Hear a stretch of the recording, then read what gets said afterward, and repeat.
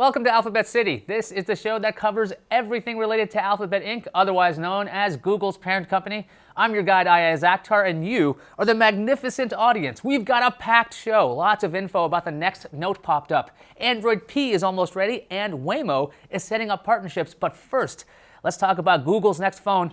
On to Pixel Park.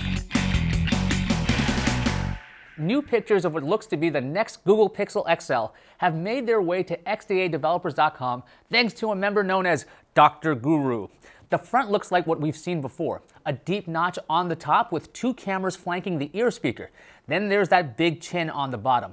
We also got a clear shot of the back with a single camera and fingerprint sensor. Unlike previous Pixels, the glass back does not have a two-tone look.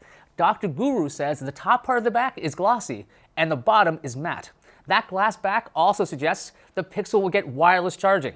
On to Galaxy Gateway. The Samsung Galaxy Note 9 will be unveiled on August 9th at an event held in Brooklyn. But will there be any surprises? Even more Note 9 details have leaked. First up, take a look at these pics from winfuture.de. These look like the Note 9 in snazzy cases. One's got a kickstand, another is an LED view cover, another is a silicone case. EvLeaks also posted a picture of the Note in black, blue, and brown. WinFuture also says the Note 9 will be able to operate in DeX mode without needing a dock. As of right now, if you want to use your Samsung device as a desktop, you'd have to buy a separate dock. Plugging in your phone gives you a desktop computer-like experience. WinFuture says that if you use a DisplayPort-enabled USB-C adapter, you can connect an external display. You'd be able to connect a mouse and a keyboard using Bluetooth.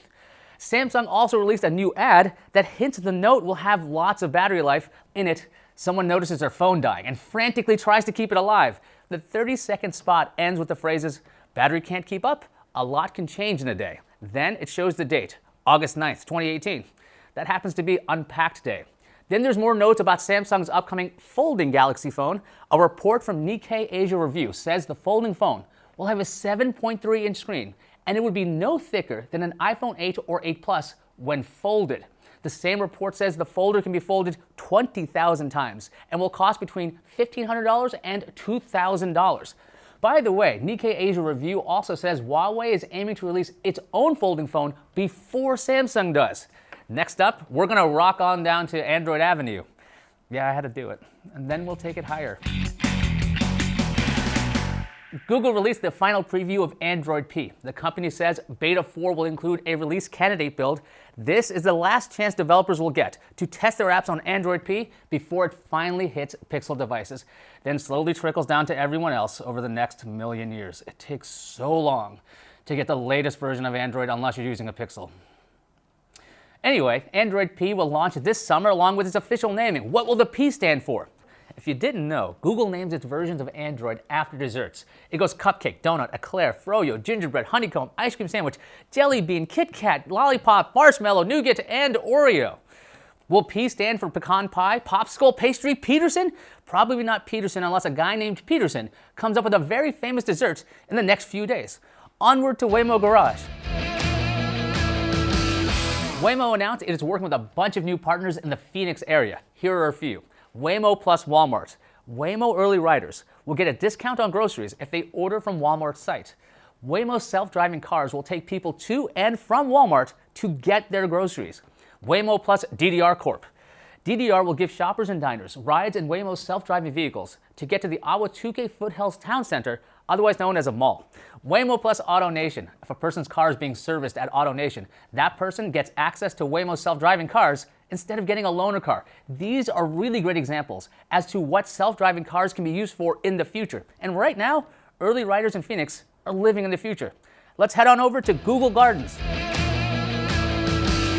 Google's making some upgrades to its search. If you're looking up an event, you'll get location, time, and ticketing info.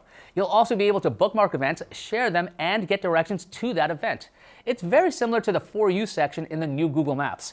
Google also introduced the world to its Titan security key. What is it, you ask to the screen, forgetting that I can't hear you? Well, the Titan key is a security key. There are two versions. One is Bluetooth, another is USB. You can buy either, or you can buy both for $50. What does it do? It adds a second layer of security through multi-factor authentication. So if someone tries to log in using your info but doesn't have your physical key, they're not getting in. The Titan key will hit Google Shop soon. Time to head to Comment Cove. This is the part of the show where we shine a spotlight on the best audience in the world, you guys. Tech One TV says, don't kill Android, it's the best OS available. Alex says, what happened with Yeti, the so-called Google game console? Is it still in development or did Google already kill it?